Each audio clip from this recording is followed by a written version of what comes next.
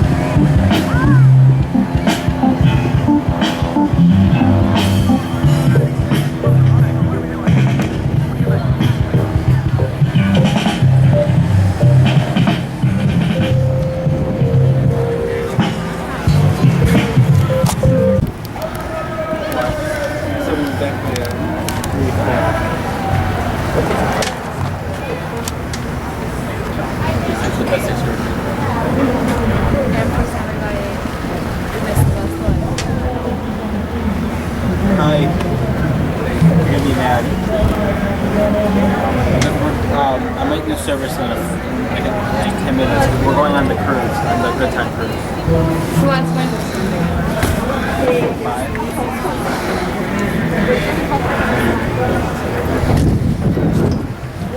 I am at the excursion. Tell her.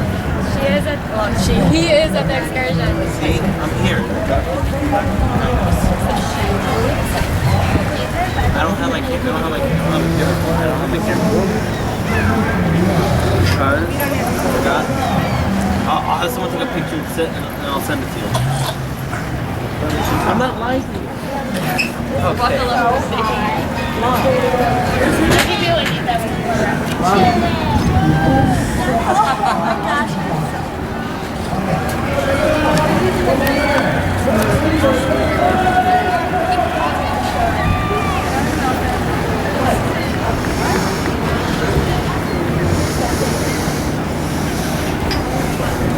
Blake, can you take a picture with yourself and send it? My mom doesn't believe I'm here. No, she still won't believe me. I didn't believe it.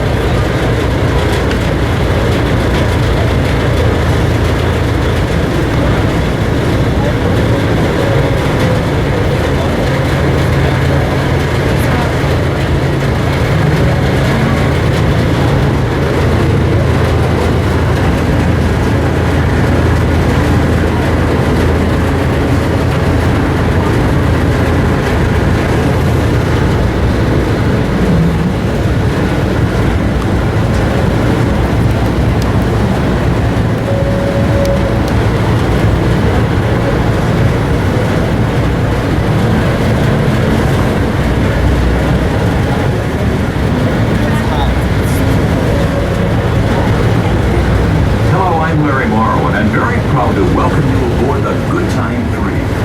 During the cruise, the concession stand located on the main deck is open and serving hot coffee, soft drinks, sandwiches, and snacks. Also, for your convenience, there is another refreshment stand located on the second deck. Restrooms are located on the main and second decks. Fresh drinking water is located on the second and third decks. As in the past, the captain reserves the right to alter the route due to unforeseen river traffic at his discretion. The dock we are departing from is located in the heart of the North Coast Harbor. This area was once the location of piers built by two steamship companies in 1915. These two steamship companies, the D and C, and the C and B, had large, luxurious ships that maintained sailing schedules to all the major cities on the Great Lakes. The original steamer Goodtime, which ran from 1924 to 1938, operated from the same area as the Goodtime 3 is today. Now, built at a cost of nearly $12 million, the 7.6-acre North Coast Harbor was the first phase of revitalizing Cleveland's downtown lakefront. As we exit the harbor, we can now get an excellent view of the beautifully manicured Point-of-Inch Park from the decks of the Goodtime 3.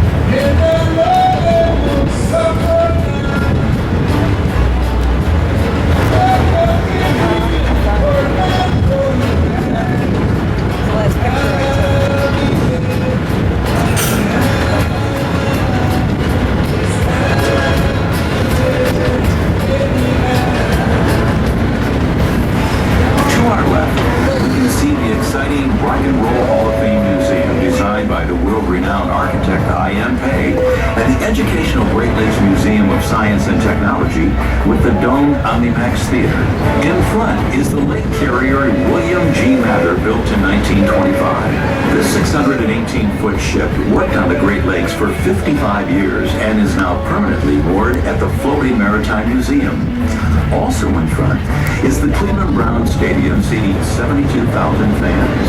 This facility was built at a cost of over $300 million and ensures Clevelanders the continuing legacy of the Cleveland Browns football team.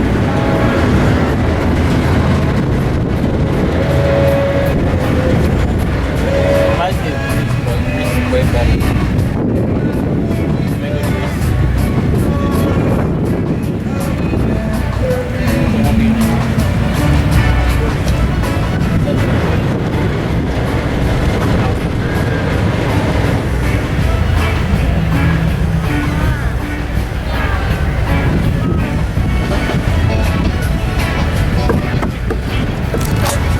billion in cargo goes in and out each year, chiefly iron ore, limestone, steel, and heavy machinery.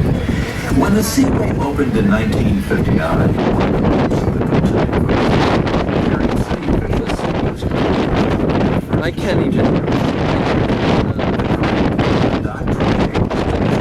Watching off the screen.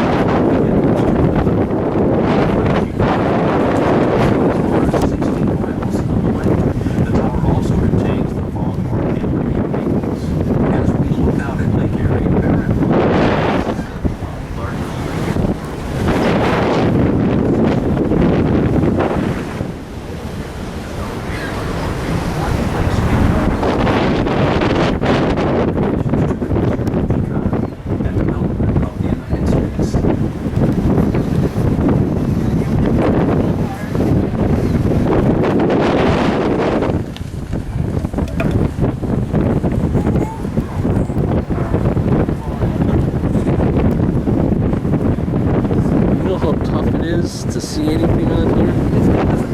No, I can see myself. That's all I can see reflecting off the lens. That's all I can see. I can't even zoom. I am.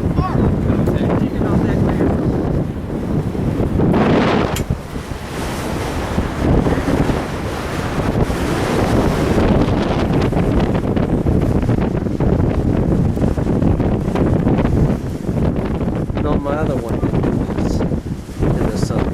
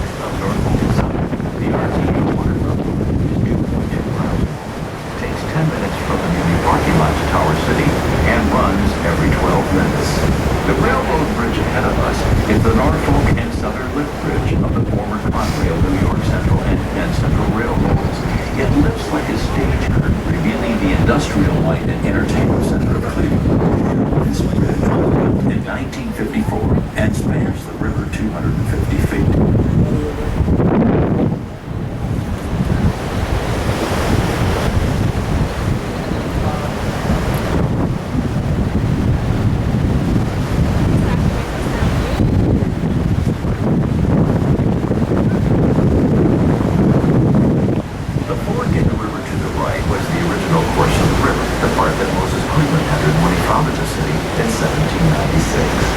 At that time, the mouth of the river was a mile from here in what is now Edgewater Park. The entrance that we are using was dug between 1825 and 1840. Congress appropriated $90,000 to open this new channel. In the open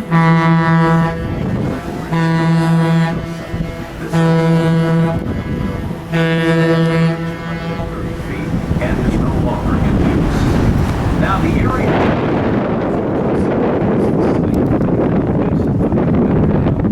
the Ohio Canal ran from Cleveland to Portsmouth on the Ohio River, linking the Great Lakes down through the Ohio River to the Mississippi and the Gulf of Mexico. Just imagine, back in the 1830s and 40s, you could board a barge from Cleveland and go all the way to New Orleans by water. The tallest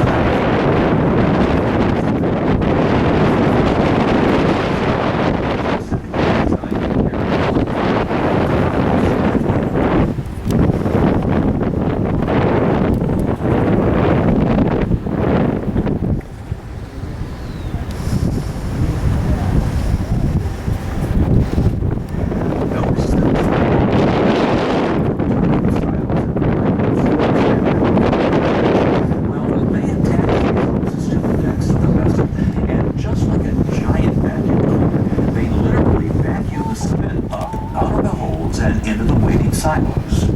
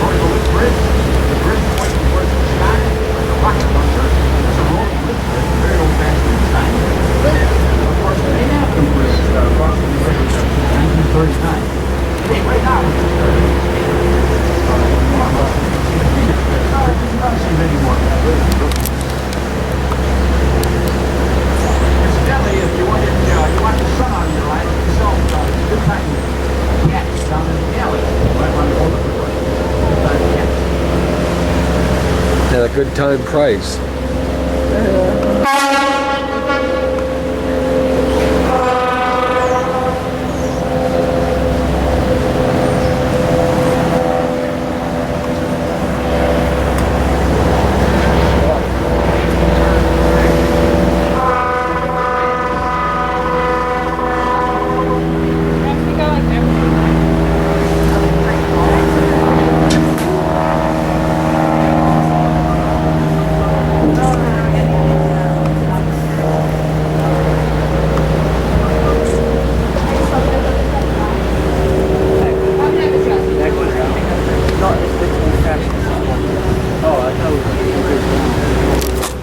Ship repairs and many other businesses were located here.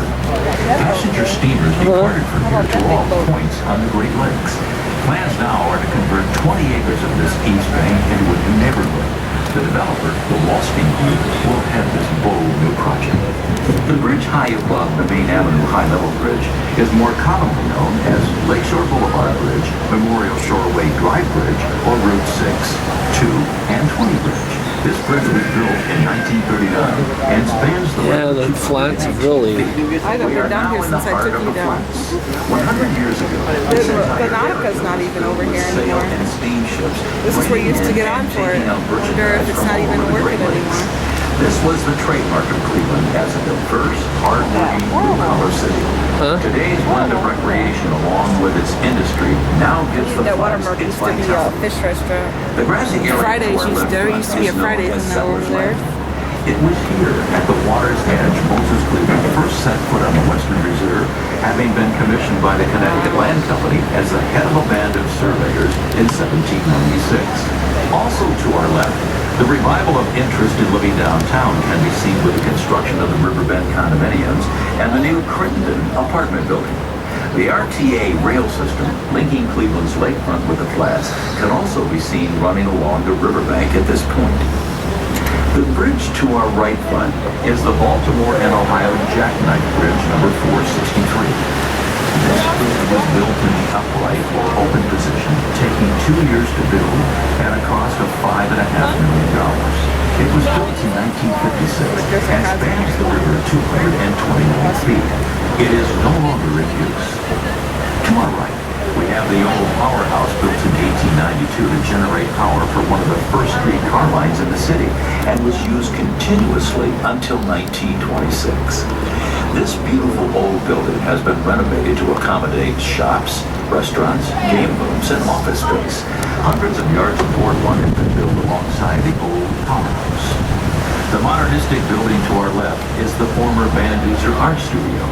Mr. Van Duzer painted this building to match the color of the river he wanted to blend with the environment.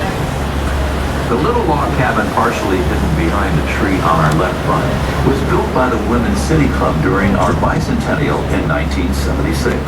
It is a replica of the type of cabin that the early settlers of Cleveland lived in and is open to the public. Heritage Parks 1 and 2 are located on both sides of the river at this point and are also free to the public. The next bridge, close to the one, is the Center Street Bobtail Swing Bridge. It will be the fourth bridge and the fourth type of bridge that we will have passed through or under since entering the Cuyahoga River. The bridge is perfectly balanced and capable of swinging up or downstream. When the bridge opens and closes, it goes around just like a merry-go-round. It was built way back in 1901 and spans the river 113 feet. This bridge has been rebuilt twice and was originally operated by steam. The large bridge high above is the former Detroit Superior High-Level Bridge, renamed the Veterans Memorial Bridge to honor service personnel of this area. This bridge was opened to traffic on Thanksgiving Day in 1917, and at that time was the largest steel and concrete reinforced single-span bridge in the world. It had 2 levels, the upper for automobile traffic and the lower for streetcars. To our left is a wooden grain elevator that was built during the Civil War. Grain used to be brought in by lake freighters, taken by conveyors into the storage towers, and ground into meal or flour. Today, the grain is transported by truck and rail. On our right is a significant new investment in the plants. Over 300 new apartment and condominiums built by the K&D Group will add to the flats of Cleveland. On the left, you will see a small brick building with a flat roof. The inscription on the front reads Charles W. Stern Stone Yard 1857. This is the oldest building in the flats. The bend in front is Irish Town Bend. Years ago, all along the Billy banks to the right, the population was largely Irish. These Irishmen worked as stevedores in the Cuyahoga Valley. A stevedore was a person who loaded and unloaded cargo carrying vessels. With the coming of newer loading and unloading methods, fewer and fewer stevedores were needed. Gradually, they all moved away, and today there is no trace of them, but is still known as Irish Town Bend. As you look in front and all around to the right of this bend, you will see hundreds of tons of earth falling right into the river. This creates a serious problem of maintaining the channel at the required depth of 25 feet at all times.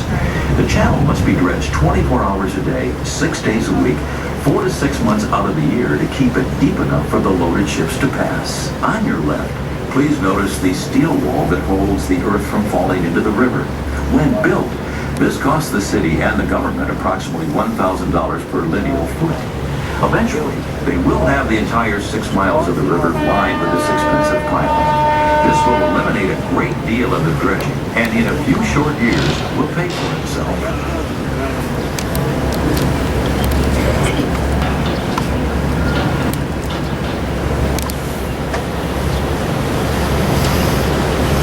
The next bridge is the Union Terminal Viaduct. The West Side Rapid Transit uses this viaduct. The next bridge, the Columbus Road Bridge, was built in 1940 on an angle to correspond to the hill coming down from the right, and will maintain its angle while being raised to an elevation of 100 feet. Right here is where the first bridge was built across the Cuyahoga River in 1835. At this very location in the valley in the early 1800s, there were 2 cities. On the left side, or east bank, was the city of Cleveland. On the right side, or west bank, was Ohio City. The merchants of Ohio City did not want the bridge built because they thought the Ohio City people would shop in Cleveland. So they fought the construction of the bridge. However, after the bridge was completed, it was found to be advantageous to both cities, and many more bridges were built, giving rise to the name Cleveland and for many years, the city of bridges.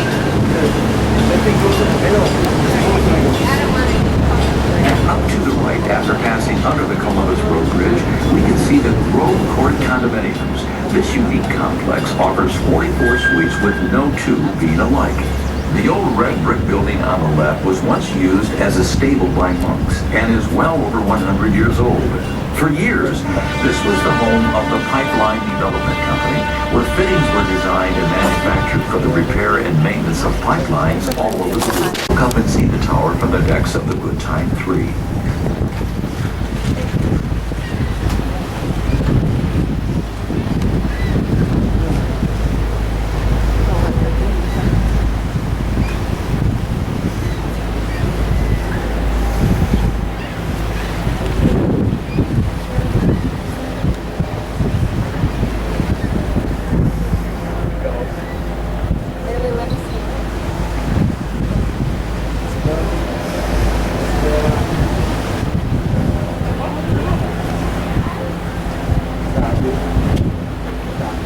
The next railroad bridge took over 2 years to build at a cost of nearly $6 million.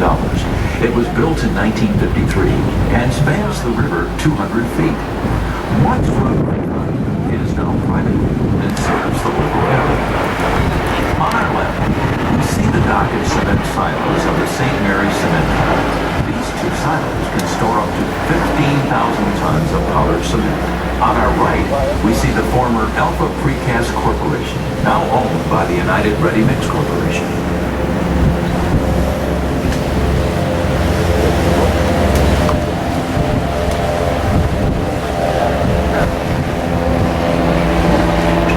That dark building to our left is the Frank J. Lounge State Office. This unique eight-sided building rises 204 feet above street level.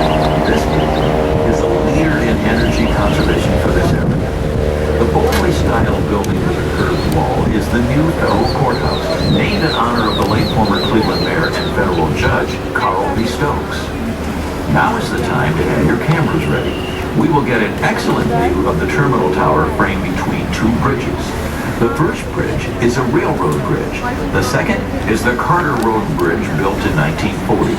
The Carter Road Bridge was named after the first settler in the city of Cleveland, Lorenzo Carter. On the left, the old yellow brick building that looks like an old castle is where the Baltimore and Ohio passenger and freight station was located. This vintage station house was built in 1897. This is the area where Lorenzo Carter built his log cabin just on the crest of the hill or on the lee of the hill to protect his family from the cold, icy winds that came across Lake Erie from the north during the winter months. At the river's edge, to the left, is also where Lorenzo Carter built the first ship in the Western Reserve. It was called the Sailor's End. They used the little to carry people across the Cuyahoga River. These people were migrating from the east to the Black River area, which we know today as Lorain, Ohio, and the Black Swamp area, which we know today as Toledo, Ohio. Oh, it's a progressive field, sorry. I'm never going to remember that.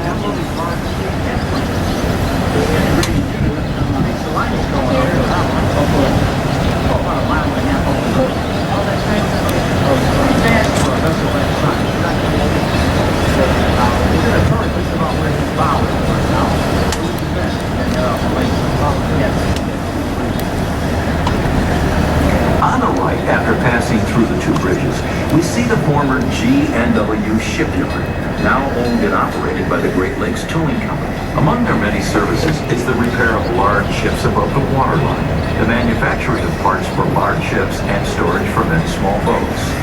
Many sailboats, and at times small harbor tugs, can be seen tied up at this site.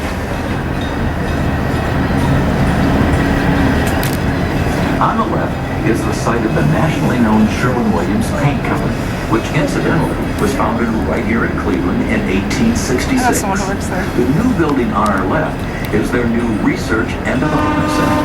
Also up to our left, we see the recently developed 34-acre Tower City Center. This addition of many new specialty, retail, food, entertainment, hotel, and office spaces add much prestige and elegance to downtown Cleveland.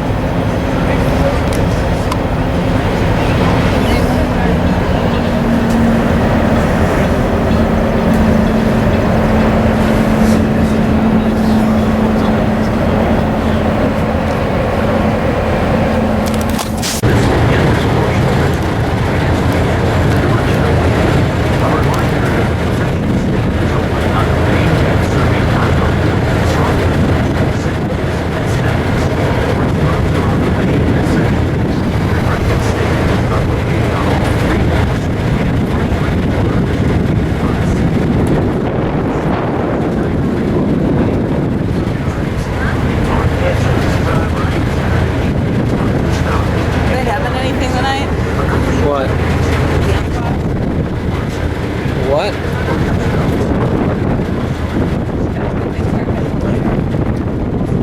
What?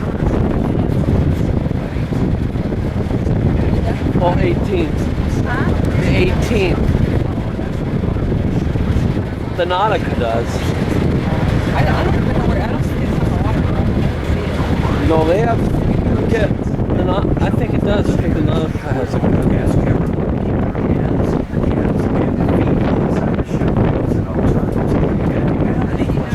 Please feel free to ask, and we'll do our best to answer. Thank you.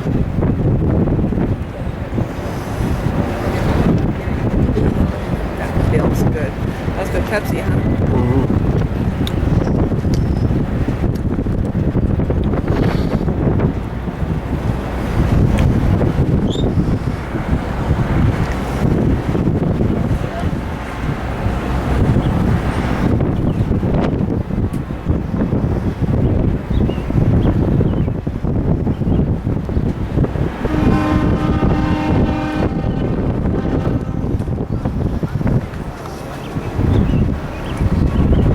Someone's calling me.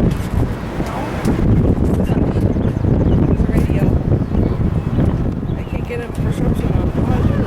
I can get it up. Maybe not in the middle of the water, but I got it now.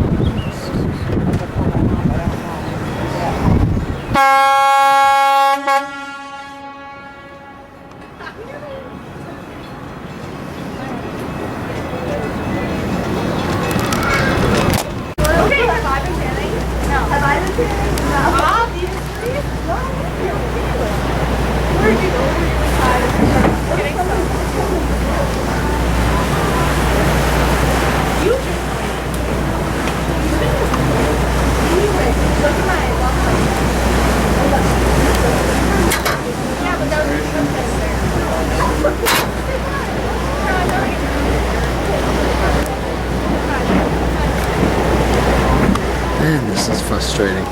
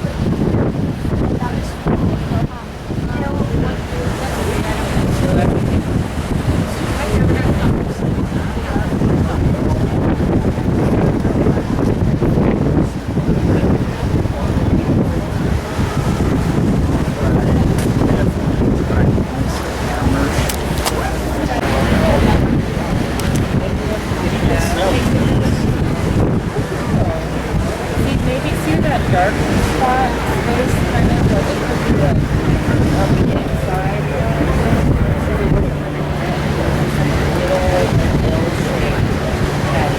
Probably like that's it. You can see that. You can see the yeah, and you can see the right. That's it is.